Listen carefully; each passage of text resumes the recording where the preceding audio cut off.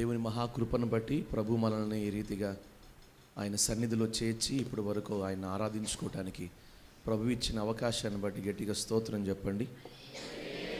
ద్వితీయోపదేశకాండం 30వ అధ్యాయం. ఈరోజు ప్రభు మన కొరకు సిద్ధపరిచిన లేఖన భాగం ద్వితీయోపదేశకాండం 30వ అధ్యాయం 5వ వచనాన్ని చదువుకుందాం. 171వ పేజీ 171వ పేజీ ద్వితీయోపదేశకాండం 30వ అధ్యాయం 5వ వచనాన్ని చదువుతున్నారు. జాగ్రత్తగా వినండి. నీ పితరులకు స్వాధీనపరిచిన దేశమున నీ దేవుడైన యెహోవా నిన్ను చేర్చును, నీవు దాని స్వాధీనపరచుకొందువు. ఆయన నీకు మేలు చేసి నీ పితరుల కంటే నిన్ను విస్తరింపచేయును. మరొక్కసారి చదువుతారు. నీ పితరులకు స్వాధీనపరిచిన దేశమున నీ దేవుడైన యెహోవా నిన్ను చేర్చును, నీవు దాని స్వాధీనపరచుకొందువు. ఆయన నీకు మేలు చేసి నీ పితరుల కంటే నిన్ను విస్తరింపచేయును. ఆ మాట అండర్లైన్ చేసుకోండి. చివరి లైను, ఆయన నీకు మేలు చేసి నీ పితరుల కంటే నిన్ను విస్తరింపచేస్తారు. ఆయన చెప్పే మాట ఒకటి ఈరోజు వాక్యం, ఆయన నీకు మేలు చేసి నీ పితరుల కంటే నిన్ను విస్తరింపచేస్తారు. ఈ విస్తరింప చేసే ముందు ఆయన చెబుతున్న మాట ఏంటంటే, ఆయన నీకు ఏం చేస్తారంట? మేలు. ఈ మాట అందరూ చెప్పాలి. ఆయన నీకు మేలు చేయను అని చెప్పండి. నేను మీకు చెప్తా, మీరు నాకు చెప్పండి. ఆయన మీకు మేలు చెయ్యను. మీ పక్కన అలా చెప్పండి. ఏం చేస్తారు? వినడానికి, పక్కనాలకు చెప్పటానికి ఏమండి మనకు కొంచెం ధైర్యంగాను మన హృదయానికి నెమ్మదిగాను ఉంటుంది దేవుని మాట. కానీ విని చాలామంది జీవితాలలో దాని మీద నమ్మిక ఉంచలేక జీవిత పరిస్థితుల్లో కృంగిపోతున్న వారు చాలామంది కనబడుతున్నారు ఈ రోజుల్లో. కానీ ఈరోజు నా ప్రభు చెప్పాలనుకుంటున్న మాట ఒకటే, ఆయన మనకు మేలు చెయ్యబోతున్నాడు. నమ్మిన వారు మాత్రమే చెప్పండి హల్లెలూయా. నువ్వు ఏ మేలు కొరకైతే ఎదురు చూస్తున్నావో ఆ మేలు చేయటానికే ప్రభు మనల్ని కోరుకున్నాడు. ఇది మోషే ఆఖరి ప్రసంగం. ద్వితీయోపదేశకాండం, ఆదికాండం రాశాడు, నిర్గమాకాండం రాశాడు, ఆ తర్వాత లేవియా సంఖ్యాకాండం రాశాడు దేవుని ఆత్మ ద్వారా. ఈ ద్వితీయోపదేశకాండం మోషే ప్రసంగం, ఆఖరి ప్రసంగం. ఈ ప్రసంగం అయిన తర్వాత ప్రభు పిలిచిన చోటకు వెళ్ళిపోయాడు. ఎక్కడ చనిపోయాడో, ఎక్కడ పాతి పెట్టబడ్డాడో ఈ రోజు కూడా ఎవరికి తెలియదు. మోషే సమాధి ఎక్కడుందో ఎవరికి తెలియదు. ప్రభు పిలిచాడు.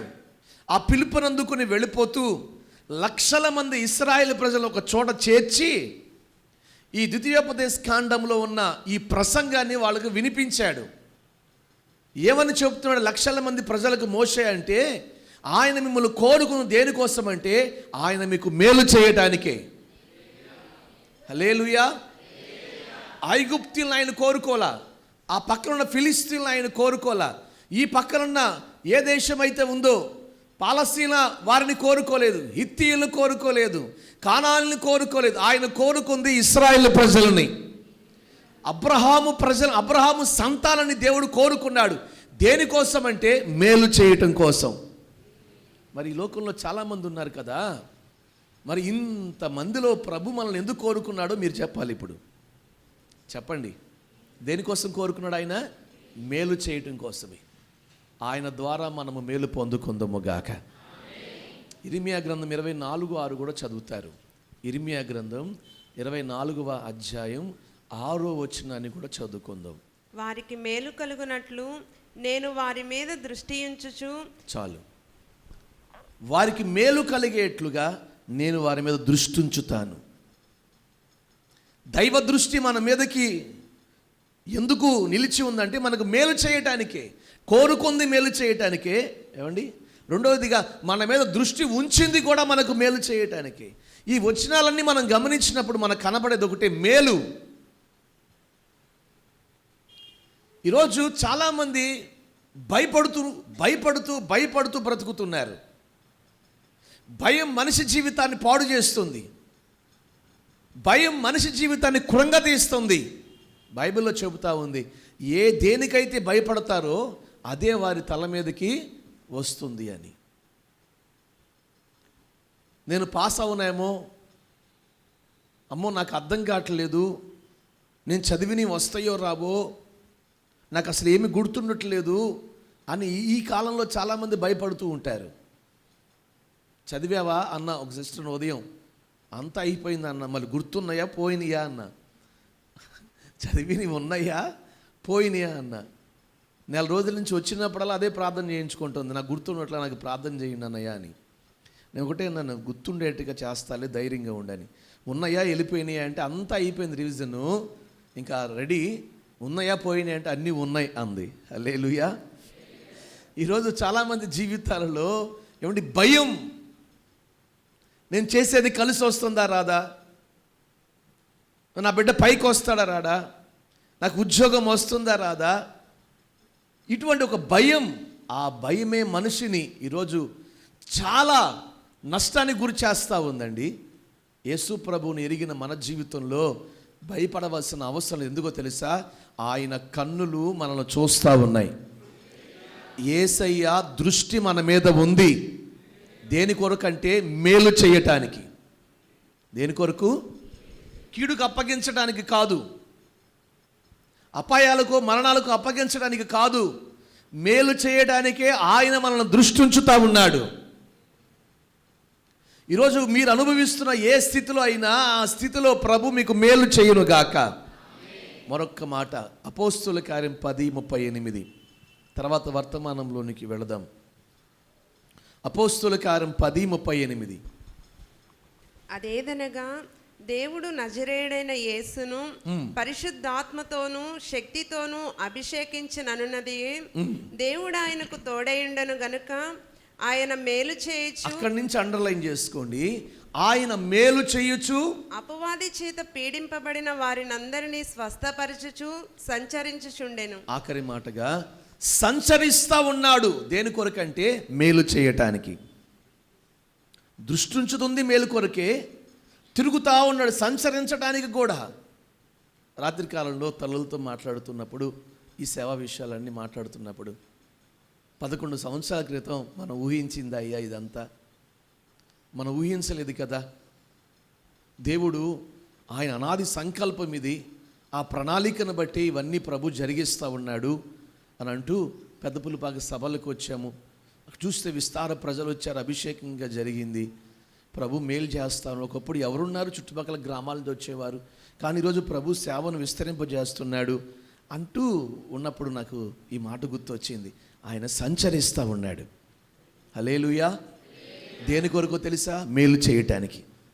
మన ద్వారా, మన పరిచర్య ద్వారా, మనకు ఇవ్వబడిన ఐక్యతను బట్టి ప్రజలకు మేలు కలగటానికి ఆయన సంచరిస్తూ ఉన్నాడు గ్రామ గ్రామాన. ఈరోజు అందుకునే అనేకులు రక్షించబడుతున్నారు, కుటుంబాలలో మేలులు జరుగుతూ ఉన్నాయి, ఆయన కార్యములు జరిగిస్తూ ఉన్నాడు. హల్లెలూయా. పరిచర్యలోకి వచ్చి తిరిగి అమ్మాయి, చిన్న అమ్మాయి పెళ్లి చేయాలని ఎన్ని సంబంధాలు చూసినా, ఎక్కడ చూసినా ఏమి కుదరట్లా. పెద్దపుల్లిపాక నుంచి కొత్తగా వస్తున్నారు, కొత్తగా ఒక సంవత్సరం పైనుండి. ఒక తీర్మానం వాక్యాన్ని విని ఏమనంటే జీవితం ప్రభుకి వాళ్ళు రక్షించబడాలి, ఇంకా అంతే. ఆ ఒక్క తీర్మానం తీసుకుని బాప్తిసం తీసుకున్నారు అని అనుకున్నారు మనసులో. పరిగెత్తుకుంటూ వచ్చింది. ఏంటిది చెప్పండి మీరు? వీళ్ళు తిరగాల్సినంత అవసరం లేకుండా, నేను చెప్పేది వాస్తవేనా? సభలో చెప్పారుగా సాక్ష్యం.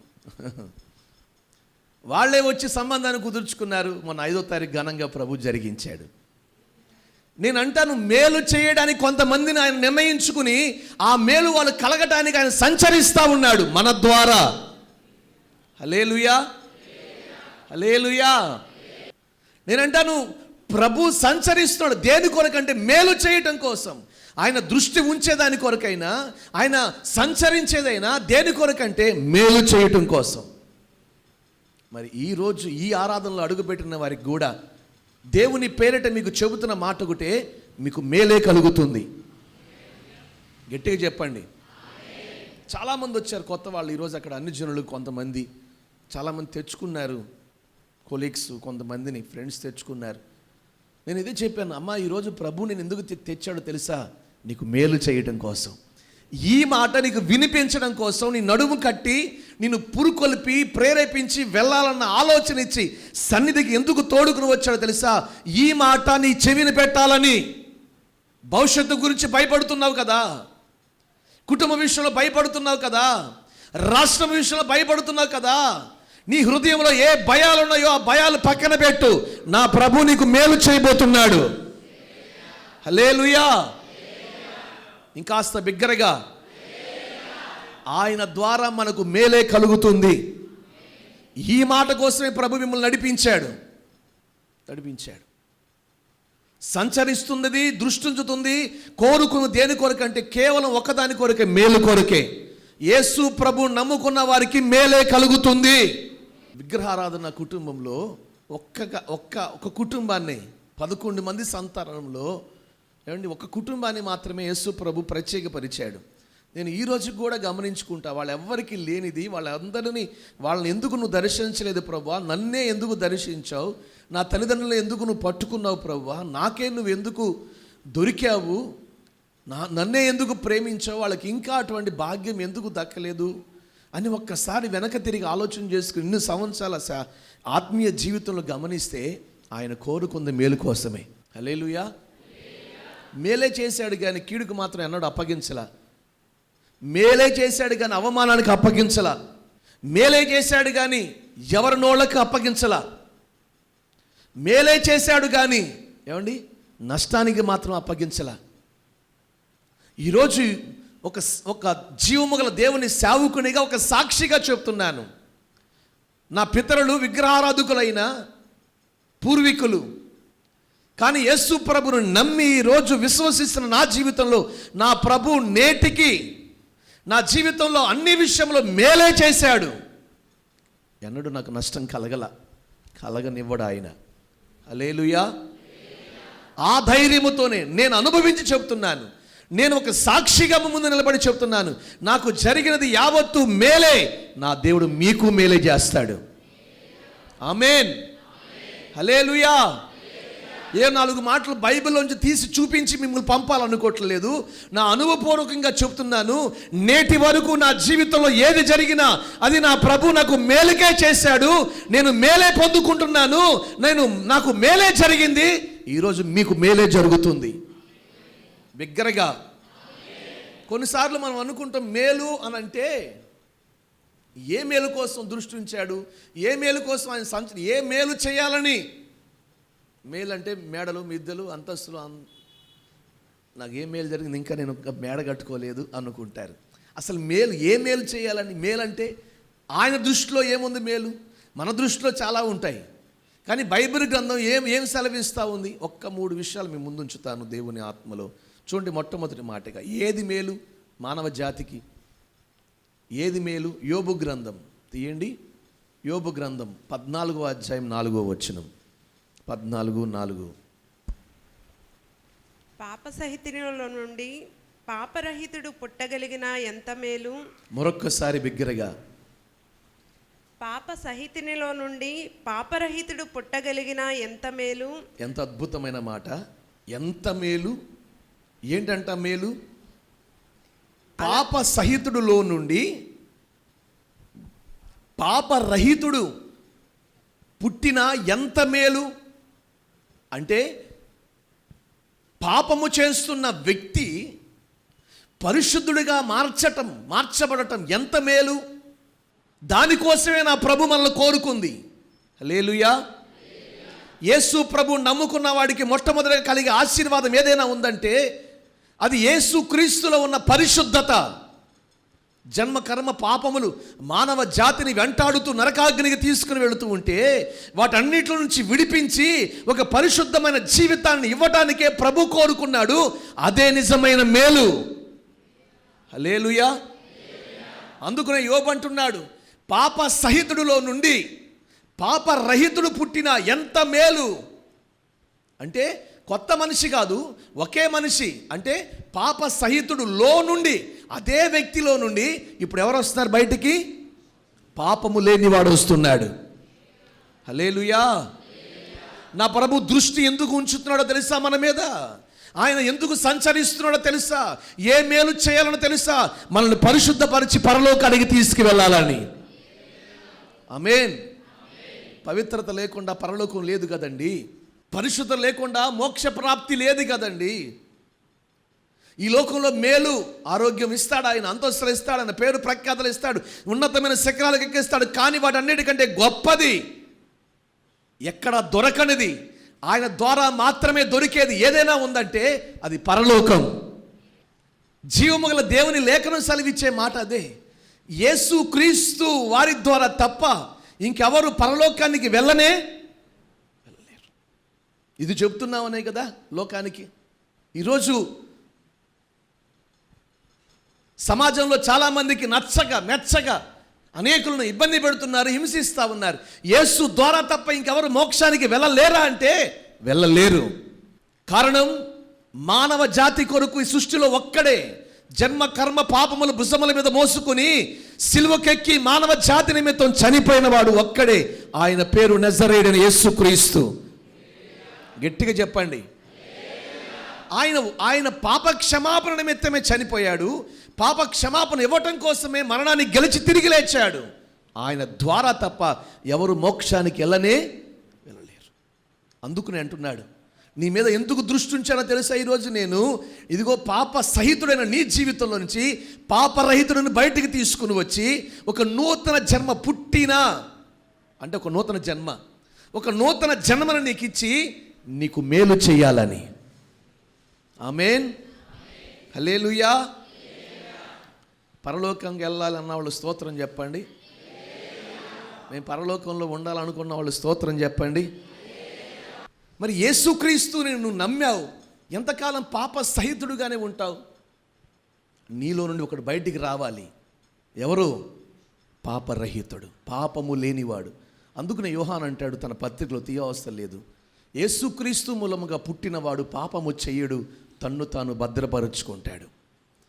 క్రీస్తు యేసు ద్వారా జన్మించినవాడు, నూతన జన్మ అనుభవంలోనికి వచ్చినవాడు. ఒక్క మాటలో చెప్పాలంటే ఒక వ్యక్తి మారటమే ఆ వ్యక్తి జీవితానికి మేలు.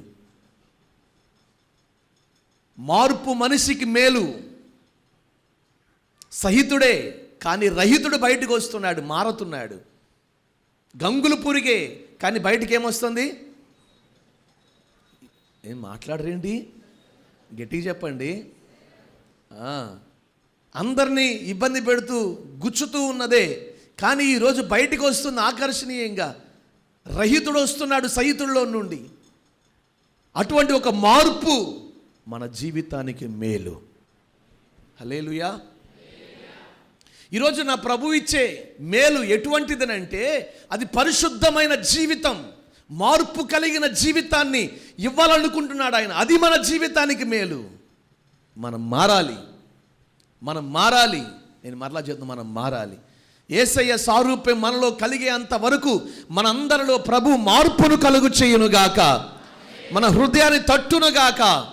మన మార్పు నిమిత్తమైన మారు మనసు కొరకైన ప్రేరేపణ, పశ్చాత్తాపం ప్రభు మన హృదయంలో కలుగు చేయునుగాక. చెప్పండి గట్టిగా. ఈరోజు నువ్వు పాప సహితుడుగా ఉంటున్నావా, పాపరహితుడుగా ఉంటున్నావా? అంటే సహితుడుగా ఉన్న నీలో నుండి పాపరహితుడు బయటకు వస్తేనే కానీ అది నీకు మేలుగా మార్చబడదు. ఈ వాక్యం విన్న మన జీవితంలో ప్రభు అటువంటి కార్యాన్ని చేసి మనకు ఒక పరిశుద్ధ జీవితం ఇచ్చి ప్రభు కొరకు బ్రతికే కృపనిచ్చునుగాక. హల్లెలూయా. ఈరోజు నీలో నాలో మన ఉన్న స్థితిని బట్టి మనలో మార్పు కనబడాలి. హల్లెలూయా. ఏం కనబడాలి? మనం ఏ స్థితిలో ఉన్నా, మనం ఏ స్థాయిలో ఉన్నా, దేవుడు మనల్ని ఎంతగా అభివృద్ధి పరిచినా, దేవుడు మన ఉన్నతమైన శిఖరాలకు ఎక్కించినా మనలో మార్పు కలిగిన పరిస్థితి కనబడాలి. అది మనకు మేలు. చెప్పండి గట్టిగా. హల్లెలూయా. ప్రభు రాకడ దినములో ఆయన మేలు చేయడానికే సంచరిస్తూ ఉన్నాడు. ఆయన దృష్టి ఉంచుతున్నాడు. దేని కొరకో తెలుసా? ఇదిగో మార్పును కలుగు చేయటం. ఇప్పుడు చెప్పండి, ఏది మేలు? మారటం మేలు. మార్పు చెందటం, మారు మనసు పొందటం మేలు. ఇంకొక వచనం మీకు చూపిస్తాను. ఇర్మియా గ్రంథం 7:3. సైన్యములకు అధిపతియు ఇశ్రాయేలు యొక్క దేవుడనగు యెహోవా ఇలాగు సెలవిస్తా ఉన్నాడు, నేను ఈ స్థలమున మిమ్మను నివసింపచేయునట్లు మీ మార్గములను మీ క్రియలను దిద్దుకొనుడి. ఏమండి, నీ మార్గాలను నీ క్రియలను దిద్దుకో, మార్చుకో, సరి చేసుకో, సరిదిద్దుకో. ఎందుకునంటే నీకు ఆయన మేలు చేయాలి, నిన్ను స్థిరపరచాలనుకుంటున్నాడు ఆయన, నీకు ఒక నివాస స్థలం మేలు చేయాలనుకుంటున్నాడు ఆయన. ఈ రెండు వచనాలు ఒకే భావానికి సంబంధించినవి. అదేంటంటే, ఇదిగో నీకు మేలు కలగాలంటే నీలో మార్పు కలగాలి. అదే నిజమైన మేలు మనిషి జీవితానికి. ఉండేదేమో 15, 16, 17 సంవత్సరాల వయసు, కానీ వాళ్ళు మాట్లాడే మాటలు మనం గమనిస్తూ ఉంటే తల్లిదండ్రులను ఎదిరించి, బెదిరించి, అదిరించి, ఈరోజు ఎన్ని చూస్తున్నాం సమాజంలో. ఫోన్ ఇవ్వకపోతే ఇంక అంతే సంగతి, నాకు వద్దు. ఏమొద్దు? అన్నం వద్దు. బండి కొనుక్కు పెట్టకపోతే ఇంట్లోకి రాను. ఎక్కడికి వెళ్తావురా?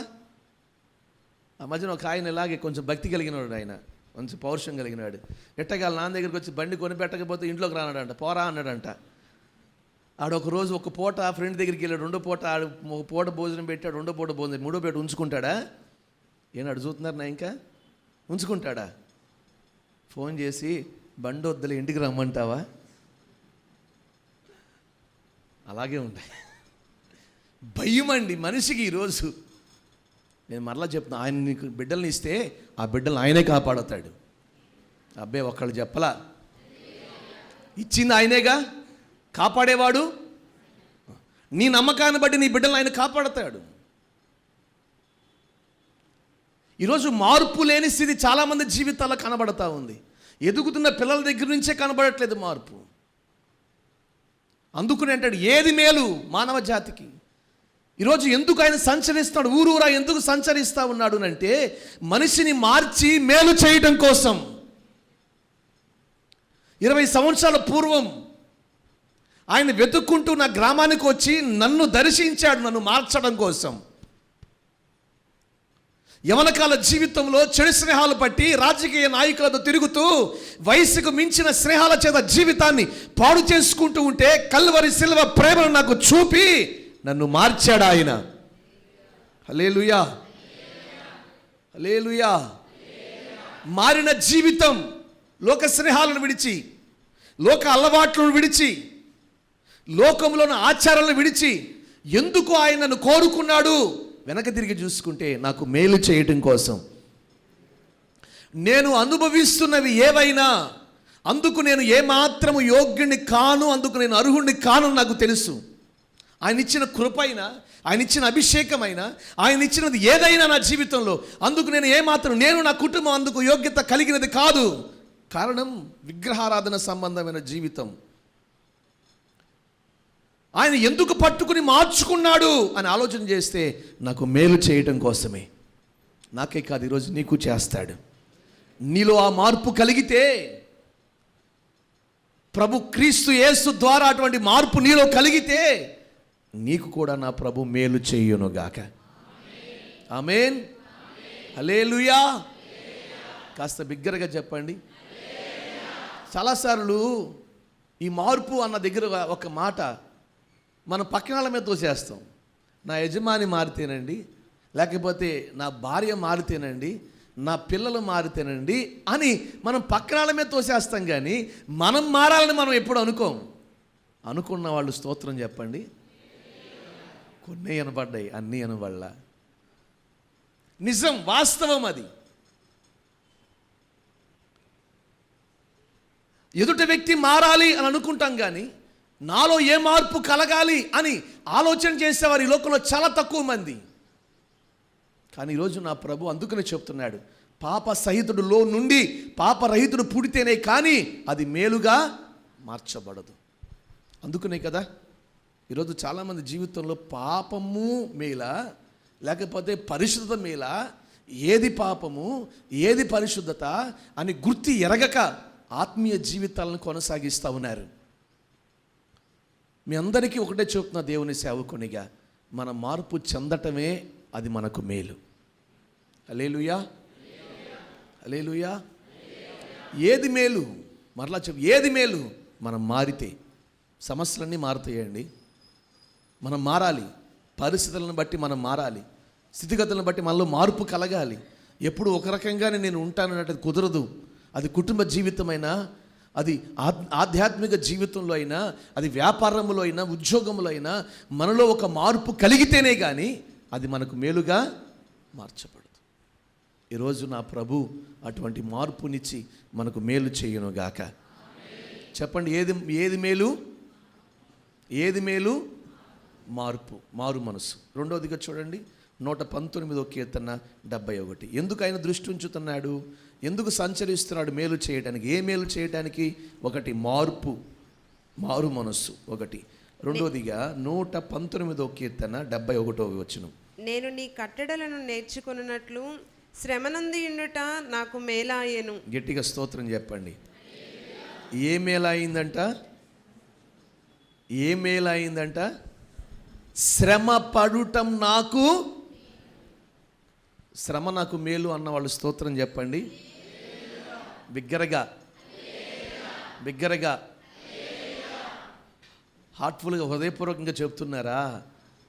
వాసు గారు శ్రమలండి బాబోయ్ అంటారు కొంతమంది.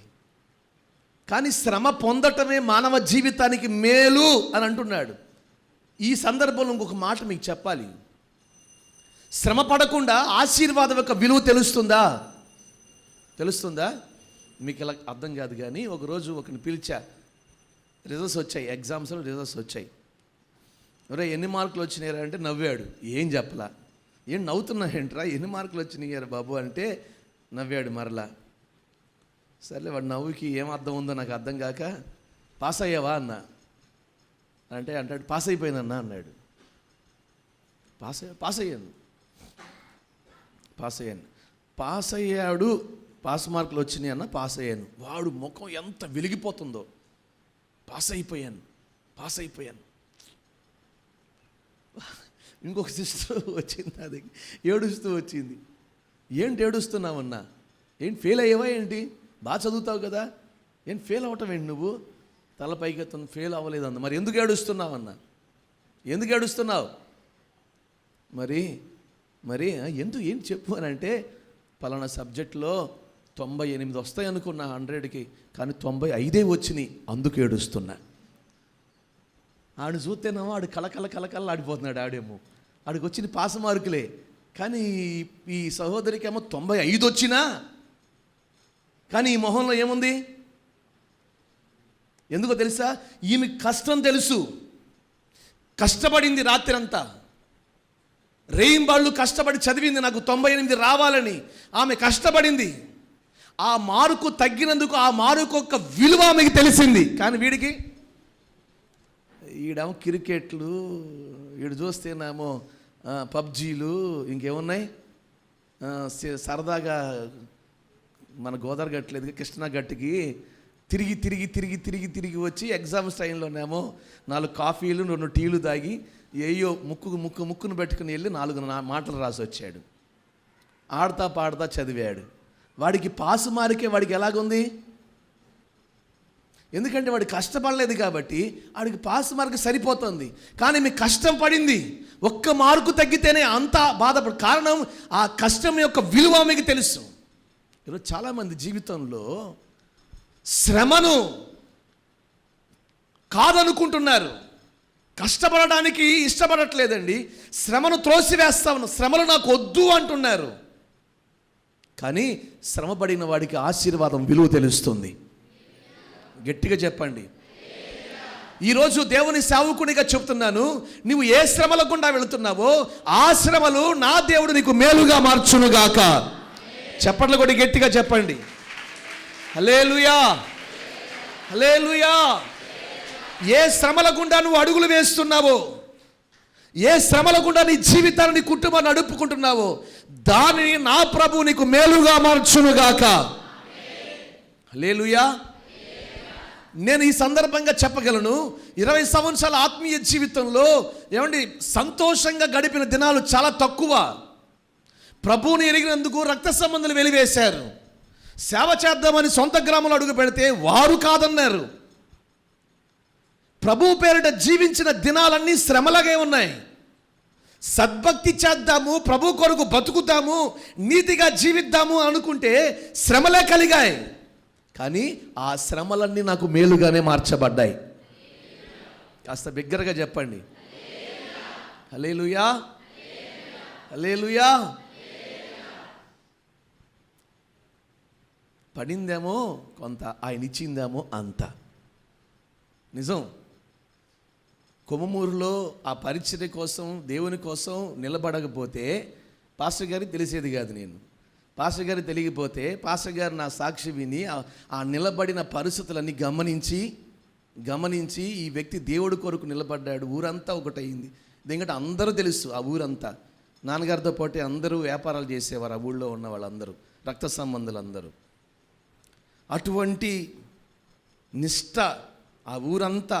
ఒక్కళ్ళు మచ్చుగా క్రైస్తవులు లేడు. బైబిల్ పట్టుకుని ఆ గ్రామంలోకి అడుగు పెడితే ఊరుకోరు. మరి ప్రభు కొరకు నిలబడి మందిరం కట్టాడంట, పరిచయం చేస్తాడంట, దేవుని కొరకు నిలిచి సాక్ష్యాన్ని కాపాడుకున్నాడంట. సంగతి విని ఈ వ్యక్తి అయితే పర్వాలేదు సేవకి అని గమనించి సహవాసంలోనికి ఆహ్వానించారు, కుటుంబంలోనికి కూడా చేర్చుకున్నారు. నేను పడిన కష్టం నాకేం చేసింది? మీరు చెప్పాలి. ఆ రోజేమో నాకు ఎందుకు ఈ బాధలన్నీ, నేనేమో చదివి ఫిజియోథెరపీ, నలుగురు కాళ్ళు ఫిజియోథెరపీ చేసుకుంటా, చేతులు ఫిజియోథెరపీ చేసుకుంటా, ఇదిగో ఇలా పోదాం, ఎక్కడికో విదేశాల్లోకి వెళ్ళి సెటిల్ అవుదాం అనుకుని ఇన్ని ఆలోచనలు నా బ్రతుకులోనికి అవన్నీ తీసుకొచ్చి ఊళ్ళో శ్రమపడడానికి ఆయన తల వంచాడు. తల ఒగ్గితే శ్రమ కోసం ఆయన జీవితానికి మేలే చేశాడు, కానీ అది నాకు నష్టంగా మాత్రం చేయలే. ఇలా చెబితే మీకు అర్థమవుతుందని నా జీవితాన్ని మీకు చెప్తున్నాను. మరి ఈరోజు నువ్వు అనుభవిస్తున్న శ్రమ అది ఏదైనా నీకోసం దేవుడు మేలు దాచి ఉంచాడు. నమ్మిన వారు మాత్రమే చెప్పండి హల్లెలూయా. నేను ఇంకా స్థిరపడలేదు, నా వెనక మళ్ళీ చాలా ఇరుకులు ఉన్నాయి, ఇదిగో నేను అవమానపడుతున్నాను, చాలా కష్టం అనుభవిస్తున్నాను, ప్రభు దగ్గరికి వస్తే నాకేం జరగట్లేదు, యేసు ప్రభు నమ్మకం నాకేం జరిగింది అనుకుంటూ శ్రమల గుండా అడుగులు వేస్తూ నిరుత్సాహముతో జీవితాన్ని కొనసాగిస్తున్న ప్రియమైన దేవుని ప్రజలారా, నీ శ్రమ నీకు మేలుగా నా ప్రభు మార్చునుగాక. ఆమేన్, హల్లెలూయా. ఒకటి తర్వాత ఏది వచ్చినా నీ జీవితంలో అది నీకు మేలే. ఈ మేలు చేయడానికి ఆయన నేను దృష్టించుతున్నాడు. ఒక సామెత ఉంటుంది లోకంలో, ఏమంటే కాయలు కాసే చెట్టుకే రాళ్ళ దెబ్బలు, కానీ కాయని చెట్టు వేయబడడం చూస్తాడా ఏంటి అని కొంతమంది, అని మరికొంతమంది.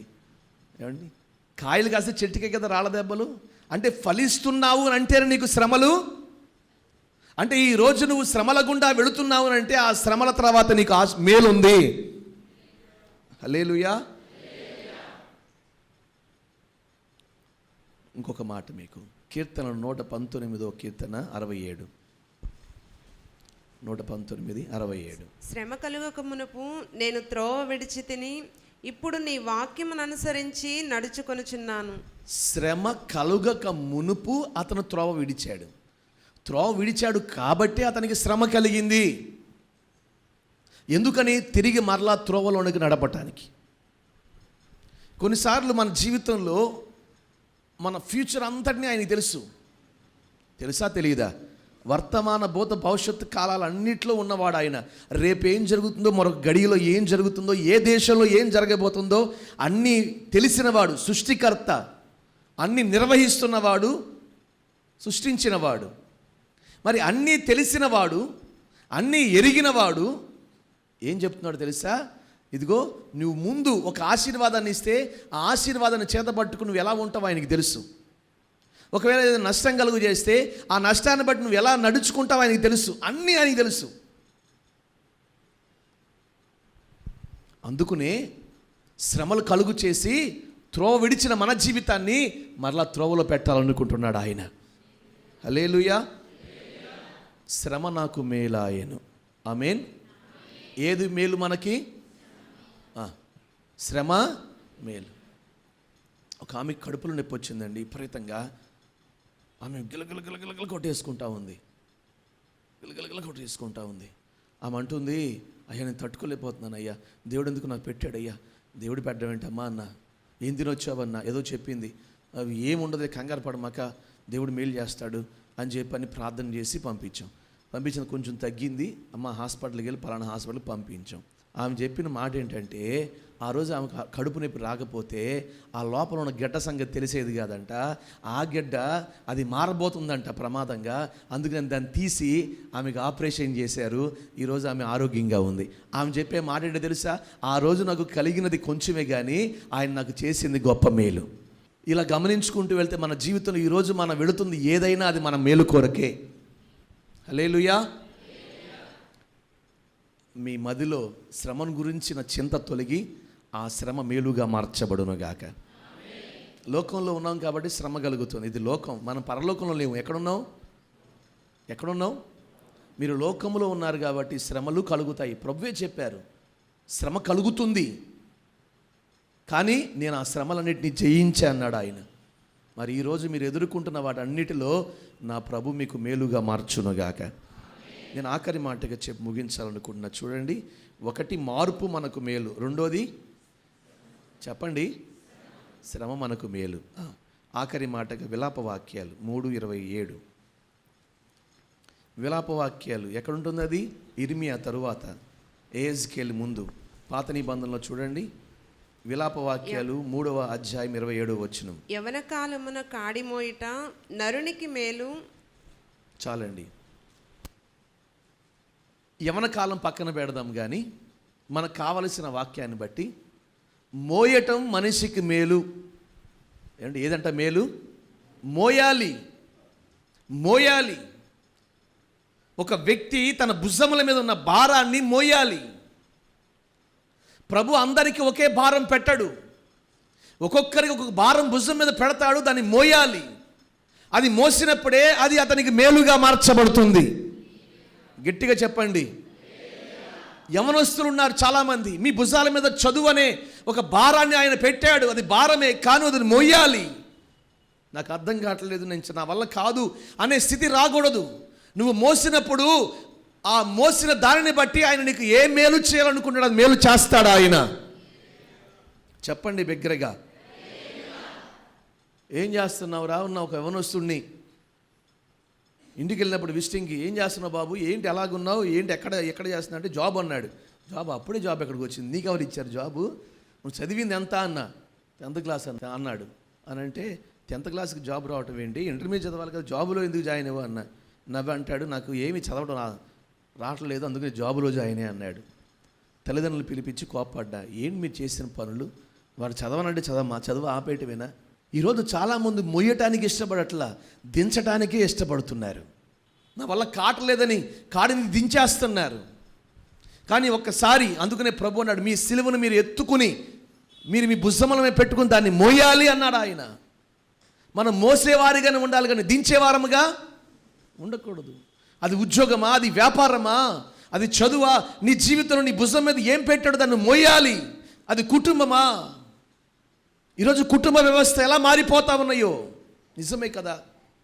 ప్రతి చిన్నదానికి అలకలు, ప్రతి చిన్నదానికి విరోధ భావాలు, ప్రతి చిన్నదానికి ఏమండి కుటుంబంలో భార్యాభర్తల మధ్య మోయలేని స్థితి.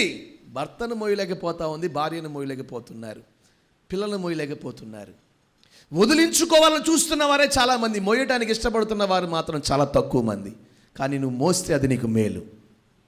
హల్లెలూయా. చెప్పండి గట్టిగా. నువ్వు మోయాలి, నువ్వు మోస్తే అది నీకు మేలు. ప్రభు చెప్తున్న మాట. ఎందుకని? నువ్వు మోస్తే నీ ఎదుట ఏది నిలవదు.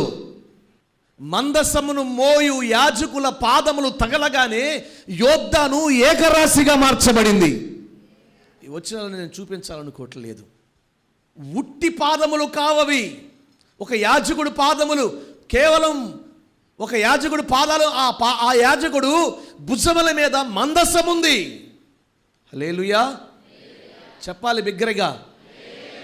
భుజం మీద మందసాన్ని, వాక్యాన్ని పెట్టుకుని వాక్యాన్ని కిందగా దించకుండా కష్టమో నష్టమో ఏది ఎదురొచ్చినా వాక్యాన్ని నెరవేర్చాలని ఎవరైతే వాక్యమును భుజములను పెట్టుకుని ఆ భారాన్ని మోస్తూ అడుగు వేయగానే, ఆ పాదములు తాకగానే యోర్దాను ఏకరాశిగా నిలిచింది. గట్టిగా స్తోత్రం చెప్పండి కాస్త బిగ్గరగా. నీ ఎదుట ఏది ఉందో దేనిని దాటలేక నువ్వు ఆగి ఉన్నావో అది ఏకరాశిగా మార్చబడాలంటే నువ్వు వాక్యాన్ని భుజానికి ఎత్తుకో. నీ భుజముల మీద ఉన్న దానిని భుజానికి ఎత్తుకో. పెట్టిన దానిని కిందకు దించాలనుకోమాక. అది కుటుంబమైనా, రక్త సంబంధమైనా, అది ఆత్మీయత అయినా, ఆత్మీయులైనా నీ భుజం మీద ఒక భారాన్ని పెట్టాడు. నువ్వు ప్రార్థిస్తావని ఒక మందలోనికి తెచ్చాడు, ఒక దొడ్డులోనికి చేర్చాడు, ఒక పొలములోనికి స్థిరపరిచాడు. హల్లెలూయా. కాస్త బిగ్గరగా ఆ భారం నీ మీద ఎప్పుడు ఉండాలి, ఆ భుజం మీద ఉండాలి. దించడానికి మాత్రం ఎన్నటికీ ఇష్టపడకూడదు. 12 సంవత్సరాలు సహవాసంలోనికి వచ్చి, కుటుంబంలోనికి వచ్చి నాది అనుకున్నా, అంతే నా అనుకున్నా, ఇంక అంతే. దాన్ని దించడం మాత్రం ప్రాణం పోవాల్సిందే, కానీ అది మాత్రం దిగనే. ఇది కమిట్మెంట్ అంటే. హల్లెలూయా, హల్లెలూయా. క్రీస్తు యేసును బట్టి ఆయన నా భుజం మీద ఒక భారం పెట్టాడు. ఈ కుటుంబ విషయం, ఇది నా కుటుంబం, ఈ కుటుంబ విషయం నేను మోయాలి, భారం మోయాలి. ఏదైనా పడినా అనుభవించినా నేనే పడాలి, కానీ ఇదిగో నేను మోయాలి అనుకుంటున్నాను కాబట్టి నా దేవుడు నాకు మేలే చేస్తాడు. మరి నీ జీవితంలో మరి ఏముంది? అనేకుల్ని ఈ పాటికి దించేశావు, భుజాల మీద నుంచి వదిలించేసుకున్నావు, కాదనుకుంటున్నావు. నీ భుజాల మీద పెట్టిన దానిని ఎన్నటికీ నువ్వు కిందకి దించకూడదు. నువ్వు దాన్ని మోయాలి. నీ తండ్రిని, నీ తల్లిని, నీ సహోదరుల విషయంలో నువ్వు భారాన్ని మోస్తూనే ఉండాలి. అది నీకు మేలుగా మార్చబడునుగాక. యవన కాలంలో కాడి మోసేవాడికి మేలు. హల్లెలూయా. ఒకవేళ ఆయన దించాలి అనుకుంటే సిలువను ఆయన భుజానికి ఎత్తుకునేవాడు కాడు. ఆయన మోసి, ఆయన యవన కాలంలో మోసాడు కాబట్టే సర్వలోక ప్రజలకు మేలు కలిగింది. ఆయన మోసాడు. ఈరోజు నీవు నేను కూడా మోయాలి. హల్లెలూయా. నేను దించను మోస్తానన్న వాళ్ళు గట్టిగా హల్లెలూయా అని చెప్పండి. కాస్త బిగ్గరగా. నాకు బరువుగా నేను మోయలేకపోతున్నాను, దించేస్తా అన్న వాళ్ళు స్తోత్రం చెప్పండి. ఆయనకి ఎప్పుడు దించుతాడులేండి. లేదండి, మనకిచ్చినది ఏది దింపకూడదు. ఆయన ఎందుకు పెట్టాడు? అది సిలువైనా, అది బంధమైనా, అది ఆత్మీయత అయినా, అది ఏదైనా అది మన భుజముల మీద మనం మోస్తూనే ఉండాలి. మోసినంత కాలం మనకు మేలు కలుగుతూనే ఉంటుంది. ఆ మోసేవాడు ఎదుట ఏది నిలవదు. ఆమేన్. మరి నీ భుజాల మీద భారం ఉంటే నీ ఎదుటన దానిని ప్రభువు పాయలుగా చెయ్యునుగాక.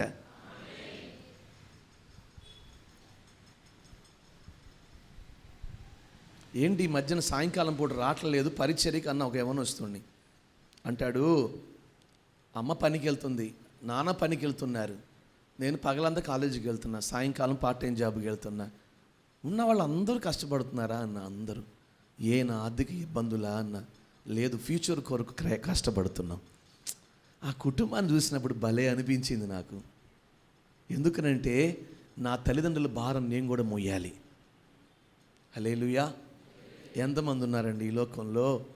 ఏమండి, ఇస్తే ఖర్చు పెట్టి 2 రోజులు ఖర్చు పెట్టేసి దులిపేసుకొని మరలా ఏదైనా ఇస్తారేమో చూచేవాళ్ళే తప్ప తిరిగి తల్లిదండ్రులకి ఇచ్చేది మాత్రం ఈ లోకంలో ఎక్కడ కనిపించట్లా. దేవుని సేవకుడికి అదే చెప్తున్నాను. భుజానికి ఎత్తుకోండి భారాలని, భుజాలకు ఎత్తుకోండి భారాన్ని, దించమాకండి. ప్రభు మీకు ఇచ్చాడు, అది మీ ధన్యత. హల్లెలూయా, హల్లెలూయా. ఒకటి ఏం మోయాలంట? బంధాన్నైనా, అది చదువు అయినా, అది ఉద్యోగమైనా, అది వ్యాపారమైనా భుజానికి ఎత్తుకున్నారు, దాని కిందకి దించొద్దు. నువ్వు దించుతావా? దించితే మేలును పోగొట్టుకుంటావు. మోసినంత వరకు అది మీకు మేలుగానే మార్చబడుతుంది. అందుకునే యాజకుడు భుజాల మీదకి ఎత్తుకుని వాక్యాన్ని అడుగు పెట్టగానే అది పాయలుగా మార్చబడింది. ఒకటి వాక్యాన్ని మోయాలి, రెండవదిగా భక్తిని మోయాలి, ఆత్మీయతను. ఏం మోయాలి చెప్పండి? ఎవరు? బాప్తిస్మిచ్చే యోహాను అంటాడు, నా వెనకమాల వచ్చేవాడు నాకంటే గనుడు గొప్పవాడు, ఆయన చెప్పులు మొయ్యటానికైనా నేను అయోగ్యుడను. ఏం మోస్తాడంట? చెప్పులు. చెప్పులు అంటే నడవడిక, ప్రవక్తన. యేసయ్య ప్రవక్తన, యేసయ్య ఆత్మీయత. నేను మొయ్యటానికి అందుకు కూడా నేను యోగ్యుని కాదు అంటున్నాడు. ఆత్మీయతను మోయాలండి, కిందకి దించకూడదు. మనం ఆత్మస్థితిని, భక్తిని భుజానికి ఎత్తుకుని దాన్ని కొనసాగించాలి. గట్టిగా స్తోత్రం చెప్పండి, కాస్త బిగ్గరగా. సంఘంలో ఉన్న వాళ్ళందరూ ఆత్మీయతలో వర్ధిల్లుదుముగాక. మన ముఖంలో చిరునవ్వే ఉండునుగాక. నవ్వు రాకపోతే నవ్వొద్దు దయచేసి, హృదయపూర్వకంగా నవ్వండి. అని అనబద్ద నవ్వకపోతే నేను అనుకుంటారేమోనని. అది సరైనది కాదండి. చూడగానే ఉప్పొంగాలండి. మరియా ఎలిజబెత్ గురించి రాయబడిన మాట ఏంటో తెలుసా? ఇద్దరు గర్భంలో ఉన్న శిశువులు గంతులు వేశారంట. మరియా ఎలిజబెతేనా? ఎలిజబెత్ ఇద్దరు కనబడగానే వందన వచనము చేయగానే ఏమంటే లోపల ఉన్న శిశువు గంతులు వేశాడంట అండి. వాళ్ళ ఆత్మలు ఉప్పొంగారు, ఆత్మీయులు వారు. హల్లెలూయా చెప్పండి గట్టిగా. అలాగే ఉండాలి.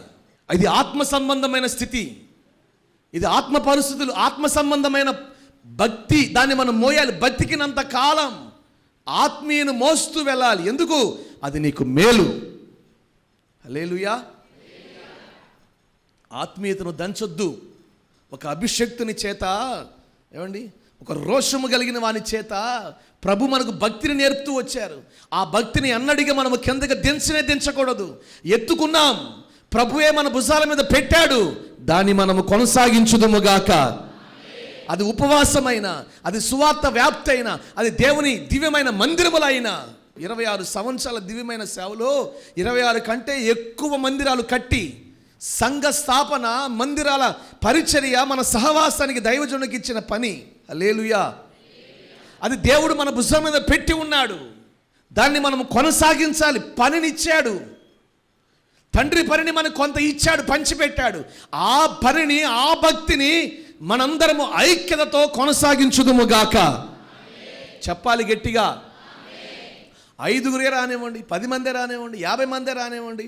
బడివాణి గుండు నుండి ఒక 10 మందిని, 15 మందిని తీసుకుని వెళ్ళి ఆ మేడూరులో ఒక కూటం పెట్టేవాళ్ళు. అక్కడ 10 మంది చేరేవాళ్ళు. ఒక 50 మంది, 60 మందితో ఒక సభ జరిగిపోయేది. అంతేనా? 2 రాత్రులు సభలు మేడూరులో, బొడ్డివాణిగూడలో, ఐగినపరులో, కృష్ణాపురంలో. వచ్చిన వాళ్ళు ఎంతమంది? వేల మంది కాదు, ఒక 100 మంది, 200 మంది. ఎందుకనంటే ఇదిగో సువార్త ప్రకటించాలి, సువార్త ప్రకటించాలి. దానిని అన్నడికి మనం దింపకూడదు. ఈరోజు ఇక్కడ అడుగుపెట్టిన వారు మన జీవితంలో మనం నేర్చుకున్న ఆత్మీయత మన భుజాల మీద పెట్టి ఉండగా దాన్ని మనం మోయుదుమోగాక. ఎందుకని మోయాలి? ఆత్మీయతను మోసేవాడు మండుచు ప్రకాశించే దీపంలాగా ఉంటాడు. గట్టిగా స్తోత్రం చెప్పండి. బాప్తిస్మమిచ్చి యోహాను మండుచు ప్రకాశించుచున్న దీపములాగా ఉన్నాడండి. ఎందుకు మండుతున్నాడంటే ఆత్మీయతను భుజాల మీద ఎత్తుకుని మోస్తున్నాడు కాబట్టి. ఈరోజు అటువంటి స్థితి దేవుడు మనకిచ్చునుగాక. హల్లెలూయా.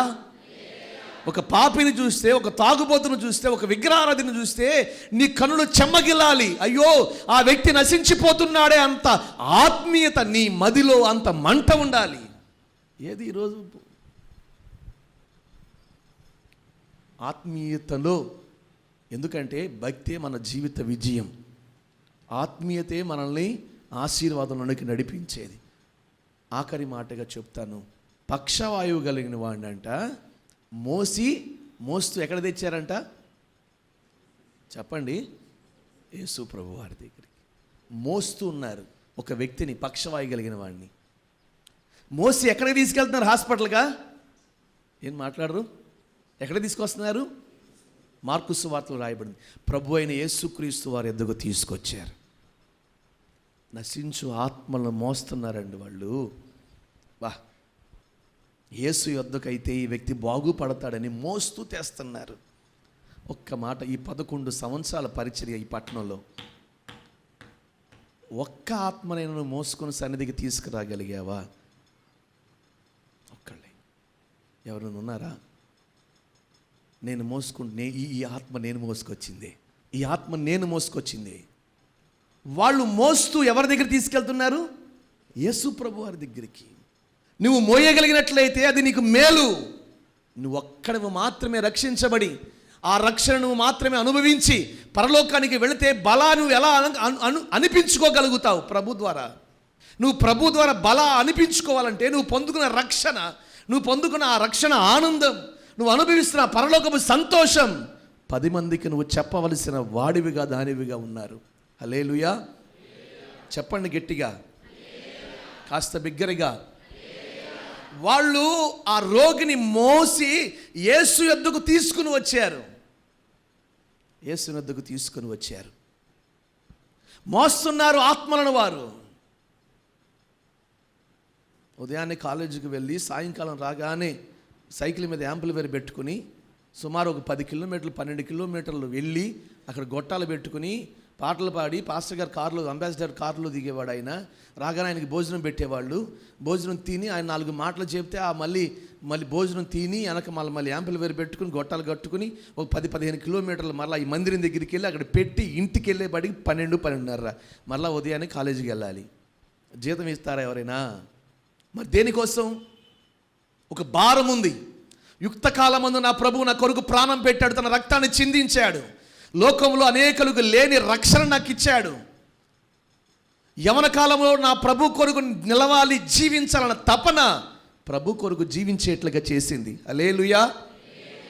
పాస్టర్ గారు ఏది చెప్పితే అది, ఏ గ్రామానికి వెళ్ళమని ఆ గ్రామం, ఏ పని అంటే ఆ పని, అంట్లు తోవాలా, బట్టలు ఉతకాలా, కాళ్ళు నొక్కాలా, వంట చేయాలా, ఏ పని అయితే ఆ పని, యవన కాల జీవితాన్ని దాచుకోకుండా చేయబట్టే ఈరోజు దేవుడు ఒక ఉన్నతమైన స్థితిలో ఉంచాడు. హల్లెలూయా, హల్లెలూయా. అంతే. మరి ఈరోజు నీవు దేవుని ఒక్కరినైనా నువ్వు మోయగలిగినట్లయితే నీకు ప్రభు మేలు చేస్తాడు. నశించుచున్న ఆత్మల పట్ల భారము కలిగి ఉండవలసిన మనం ఈరోజు ఒక్కరిని గురించి కూడా భారం కూడా లేకపోతే ఏదో మన పని జరిగిపోతూ ఉంది. ప్రభు మనకు ఆరోగ్యం ఇస్తున్నాడు, మేలు చేస్తున్నాడు, ఉండడానికి అన్నీ ఇచ్చాడు, అన్నీ చేస్తున్నాడు, చాలే అని అనుకుంటూ జీవిస్తున్న వారు ఈ లోకంలో చాలామంది ఉన్నారు. ప్రభు దగ్గరికి వెళ్ళిన తర్వాత లెక్క చెప్పవలసిన వారముగా మనం ఉన్నాం. ఒక్కసారి నేను ఆలోచన చేసుకుంటాను. కొంతమంది ఈరోజు కూడా ఆ మాట చెప్పాలని అన్నప్పుడు ఉయ్యూరు పరిచర్య గురించి నేను చెప్పగలుగుతాను. ఎందుకంటే నాన్నగారు 1-2 సార్లు చెప్పారు. మనోహర్ గారని ప్రభునందు నిద్రించారు లాస్ట్ ఇయర్ అనుకుంటా. ఆయన గురించి చెబుతూ ఉన్నప్పుడు ఆయన కాలనీలో మా మధ్య ఉండేవారు. యాకుమూరు అనే గ్రామంలో సుమారు 20-30 కుటుంబాలు, ప్రజలు కాదు కుటుంబాలని, పిల్లలు లేరు వాళ్ళకి, ఏదో బలహీనత, ప్రభు విడిపించి బిడ్డని ఇచ్చాడు, మంచి కుమారుడిని. ఆ పొందుకున్న మేలుని 10 మందికి చెప్పి పరిచర్యకు రండి, ప్రభు మీకు మేలు చేస్తాడని సుమారు 100 మంది పైబడి ప్రజలని ప్రభు సన్నిధులకు నడిపించాడు ఆయన. ఆయన గురించి ఉన్నప్పుడు నాకు అదే అనిపిస్తుంది. ఒక సాక్షిగా ఉన్నంతకాలం ప్రభు కొరకు నమ్మకంగా బ్రతికి ప్రభు దగ్గరికి వెళ్ళిపోయాడు. ఈరోజు నేను నా అనే దగ్గరికి వచ్చేపాటికి మనం ఎంతమందిని వారిలాగా మోసుకుంటూ ప్రభు దగ్గరికి ఆత్మలను తీసుకురాగలుగుతున్నాం. నా ఇంటికి ఏ పాస్టర్ రాలేదు, ఏ పాస్టమ్మ గారు రాలేదు, ఏ మహా భక్తులు రాలేదు. నా తల్లి దగ్గరికి ఒక విశ్వాసి వచ్చి యేసు ప్రభు వారిని పరిచయం చేసింది. ఒక విశ్వాసి కష్టకాలంలో ఉన్నప్పుడు యేసు ప్రభు నమ్ముకోండి మేలు చేస్తాడు అన్న ఆమె చెప్పిన మాటలకు నమ్మిన నా తల్లి యేసుని విశ్వసించింది కాబట్టి ఆమె ద్వారా యేసు ప్రభు నాకు పరిచయం అవటం నా కుటుంబంలో. ఈరోజు మీ ముందు ఒక సేవకుడు ఉన్నాడు ఆ ఇంట్లో. హల్లెలూయా.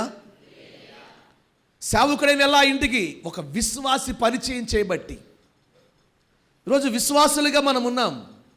ఎంతమంది కల్వరి శిలువ ప్రేమను మనం చెప్పగలుగుతున్నాం. అసలు క్రైస్తవుడని చెప్పుకోవడానికి కూడా భయపడుతున్న వారు ఉన్నారు కొంతమంది. ధైర్యంగా నేను యేసుని నమ్మానని చెప్పుకోవడానికి కూడా భయపడుతున్న వారు ఉన్నారండి. నేను ముగిస్తున్నాను. ఇదిగో నీ భుజముల మీద ఆత్మల భారం ఉన్నంత వరకు నా ప్రభు నీకు మేలే చేస్తాడు. పట్టుకొని రావండి, పట్టుకున్నాండి. నా గుంటలో వేయండి, నా చీకటి గుంటలో తీసుకెళ్ళి పడేశారు. ఎవరిని? చీకటి గుంట, చీకటి. సింహాలు బోనంటే దానియేలు, చీకటి గుంట అంటే ఎవరు? ఇర్మియాని తీసుకెళ్ళి గుంటలో చీకటి గుంటలో పడేశారు ఇర్మియాని. అక్కడ కూర్చుని విలపిస్తున్నాడు, నేను యాజకుడు కొడుకును, నాకంటూ యాజకత్వం ఉంది, నేను చక్కగా నీ ఆలయంలో యాజకత్వం చేసేవాడిని, నన్ను ప్రవక్తగా ఎందుకు చేసుకున్నావు?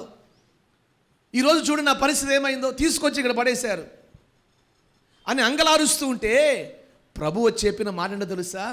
నీవు నా నామమును ప్రకటించుచున్నావు కాబట్టి నీవు మరణమునకు పాత్రుడు కావు. ఈ చీకటి నిన్ను ఏమీ చేయలేదు, ఈ అగాధం నిన్ను ఏమీ చేయలేదు. బయటికి తెచ్చాడండి ప్రభు. హల్లెలూయా. భుజమున మీద ప్రభు సిలువను ఎత్తుకుని ఆత్మల భారము కలిగి అడుగులు వేసేవాని జీవితంలో ఎవరిని మరణము నిరర్ధకమవుతుంది, మేలే కలుగుతుంది. ఆమేన్. హల్లెలూయా, హల్లెలూయా. యాజకత్వాన్ని విడిచి ప్రవక్తగా భుజానికి ఎత్తుకున్నాడు ఆత్మల భారముతో. ప్రభు చెప్పిన మాటల్లా ప్రకటించాడు కాబట్టి ధైర్యముగా భయపడకుండా మరణము నుంచి ప్రభు తప్పించాడు, మేలే చేశాడు. ఈరోజు ఆఖరి మాటకి అదే చెప్తున్నాను. ఒకటి, నువ్వు మందసాన్ని మోయాలి. రెండోదిగా భక్తిని మోయాలి, ఆత్మీయతను మోయాలి. ఆఖరిగా ఆత్మల భారాన్ని మోయాలి. యవన కాలంలో కాడి మోయట మేలు. ఏది మేలు? మోయటం మేలు. ఈరోజు నువ్వేం దించేసావో, ఏది కిందన పెట్టేసి నా వల్ల కాదనుకుంటున్నావు, తిరిగి మరలా భుజానికి ఎత్తుకో. నా ప్రభు దాన్ని నీకు మేలుగా చేయునుగాక. కళ్ళు మూసుకోండి, ప్రార్థన చేసుకుందాం. నీకు మేలు చేయాలనుకుంటున్నాడు ఆయన. ఏ మేలో తెలుసా? మార్పు. పాప సహితుడిలో నుంచి పాప రహితుడిని బయటికి తెచ్చి నీకు మేలు చేయాలనుకుంటున్నాడు ప్రభు. రెండోదిగా ప్రభు చెప్తున్నాడు, ఇదిగో శ్రమల గుండా వెళుతున్నావా? ఏ శ్రమ నిన్ను కృంగదీస్తా ఉందో ఆ శ్రమ నీకు మేలుగా చేయాలనుకున్నాడు. భయపడమాక.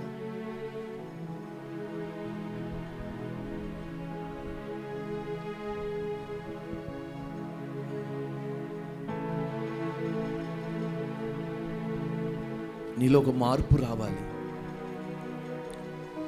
మనలో కలిగే మార్పే మనకు మేలు. శ్రమలే మనకు మేలు. ఆఖరిగా మొయ్యటం. నీ భుజం మీద ఏం పెట్టాడు ఈరోజు ప్రభు? చదువా? చదవండి, కష్టపడండి. ఆటకైతనంగా వద్దు, కాలక్షేపంగా వద్దు. సమయం అయిపోతే మళ్ళా నువ్వు చదవలేవు. చాలామంది అలాగే ఆటకైతనంగా చదివి ఈ లోకంలో కష్టపడుతున్న వారు ఉన్నారు. వద్దు, నీకు సమయం ఉంది, సమయం ఇచ్చారు. శ్రద్ధ కలిగి శ్రమపడు. కిందకి దింపమాక, భుజానికి ఎత్తుకో. నీ బంధం, ఆత్మీయత, ఆత్మల భారం వాళ్ళు మోస్తున్నారు. యాజకులు మందసాన్ని మోస్తున్నారు. బాప్తిస్మమిచ్చి యోహాను చెప్పులను మోయడానికి కూడా నేను యోగ్యుని కాదంటున్నాడు. కానీ నేను మోస్తాను, తగ్గించుకుంటున్నాడు. ఆత్మీయతను భుజానికి ఎత్తుకుంటున్నాడు. ఆఖరిగా వారు రోగిని ప్రభు దగ్గరికి మోసుకుంటూ తీసుకొస్తున్నారు. నిజమే, ప్రభు దగ్గరికి మనం ప్రజల్ని మోసుకుంటూ రావాలి. ఎంతమంది నువ్వు మోసుకున్నావు, మోసి ప్రభులోకి నడిపించావు? గొప్ప దేవానికి వందనాలు, స్తోత్రాలు. ఈ దినం మీరు మాతో మాట్లాడిన మాట ఒకటి, నీ మీద దృష్టి ఉంచా, నిన్ను ఏర్పరుచుకున్నా. సకల జాతుల్లో నుంచి సంచరించి వెదికి నీ దగ్గరికి వచ్చా. ఎందుకంటే నీకు మేలు చేయాలని. నిజమే ప్రభువా, ఈ లోకంలో అనేకులకు లేని ధన్యత నీవు మాకు దొరకటం, నిన్ను ఆరాధించటం, నిన్ను కలిగి జీవించటం. కోట్ల మంది ప్రజలు నిన్ను ఎరుగుక ఈ లోకంలో నశించిపోతున్నారయ్యా. కానీ వారిలో మేము కూడా ఒకరి వలె ఉండక, వారిలో నుండి మమ్మల్ని వేరుపరచి నీ సొత్తుగా, నీ బిడ్డగా, నీ రాజ్య వారసులుగా మమ్మల్ని మీరు చేసుకున్నారయ్యా. మేలు కొరకై ఈరోజు చెప్పిన నీ మాట పట్టుకుని వెళుతున్నాం. మాకు మేలే చేస్తారన్నావు. అది శ్రమైనా, మా జీవితంలో అది ఏదైనా అది మాకు మేలే అన్నావు. ఏ మేలు చేయటానికి మా జీవితంలో శ్రమలకు అనుమతించావో యోబుకు మేలే చేసావు కదయ్యా. ఆ మేలు మేము పొందుకోవడానికి ఒకటి, మాలో మార్పును కలుగు చేయండి. రెండోది, శ్రమలలో నిలిచి ఉండడానికి సహాయం చేయండి. ఆఖరిగా మూడోదిగా ప్రభువా, మేము మోయటానికి ఇష్టపడే వారముగా మమ్మల్ని చేయండి నాయన. ఈరోజు ఈ మాటలు విని వెళుతున్న వారు ఎంతమంది అయితే అలసి సొలసి జీవిత యాత్రలో కృంగి ఎంతమంది అయితే ఉంటున్నారో వారందరి జీవిత పరిస్థితులన్నింటినీ చక్కదిద్ది సరిచేసి ఆత్మీయతలో సరిదిద్ది ఆరోగ్యం ఇచ్చి ఆశీర్వాదం ఇచ్చి నడిపించమని కోరుకుంటూ ఇక్కడ అడుగుపెట్టి వెళుతున్న వారు అందరి జీవితాల్లో నీ మేలు, నీ ఆశీర్వాదం దయచేయమని నజరేయుడు రక్షకుడైన యేసు నామములో ప్రార్థించి అడిగి వేడుకుంటున్నాం తండ్రి. ఆమేన్, ఆమేన్. మన తండ్రి అయిన దేవుని ప్రేమ, కుమారుడైన యేసుక్రీస్తు వారి కృప, పరిశుద్ధాత్మునికి నిత్య ఆదరణ సహవాసం ఇప్పుడు ఆయన రాకడ వచ్చు అంతవరకు ప్రభు మనకు మేలు చేయునుగాక. ఆయన మనకు మేలు చేయునుగాక. హల్లెలూయా.